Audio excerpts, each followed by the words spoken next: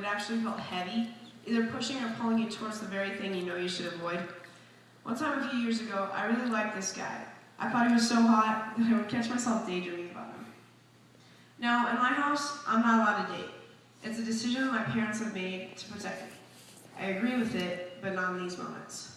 My desire to be with this guy was so strong that I blew off my parents and did what I wanted to do anyway. Now, this is where Satan knows he has a tight hold on you. This is where he thinks he can take you away from God by making you give in to temptation. During those times, I just have to remember that it isn't worth it, no matter how cute he is, that I'm just going to get into trouble, and what good is going to come out of it anyways.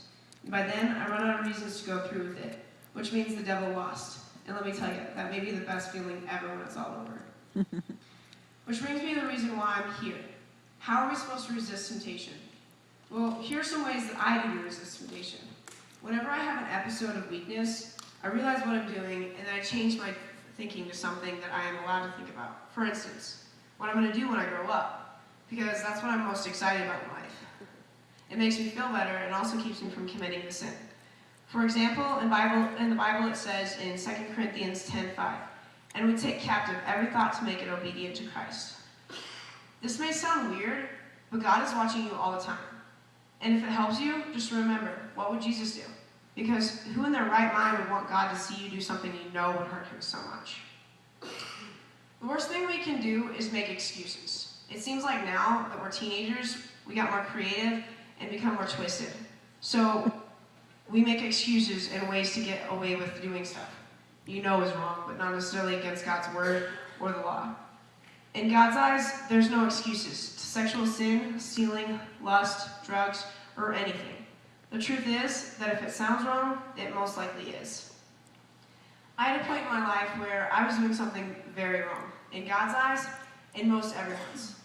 I knew it was wrong, but I had been so tempted all the time that disobeying God didn't even come to mind. And at that point, I was already convinced that there was no relief to the struggling, the pain, the depressive emotional road that I was going through. That it took God a full month to wake me up. The worst thing about this whole experience is that Satan used my friends to deceive me, which is ironic because who do we listen to the most? Our friends, right? I knew what I was doing, and I felt guilt and pressure, which was what comes with giving into temptation. The hardest thing to do was to keep from slipping back into the temptation, because once you give in, it's so much harder to stay out than it was in the first place. But just know that it gets easier. If you let God have control of your life, unlike me, who listened to my friends instead, which got me where I was in the first place. We all have our fair share of friends that have brought the good out of us, and have all had the friends that bring the bad out of us. So why would we want to keep someone or something around that would influence you to do the wrong things? You need to break all these emotional ties that you have with the person or people that you committed the sin with. Now, your normal response to this is, well, they're not the ones that are making me commit the sin, so why should I punish them for something that I did? Well, I know where you're coming from on that, but the truth is, your friends have the most influence on your life, and if they're influencing you to do something you aren't supposed to do, then they're not your friends. And temptation is hard enough to resist as it is. And we don't need our friends to be shoving stuff down our throats, do we? If you think about it, temptation is kind of like cancer. It spreads all throughout your body and kills you every day.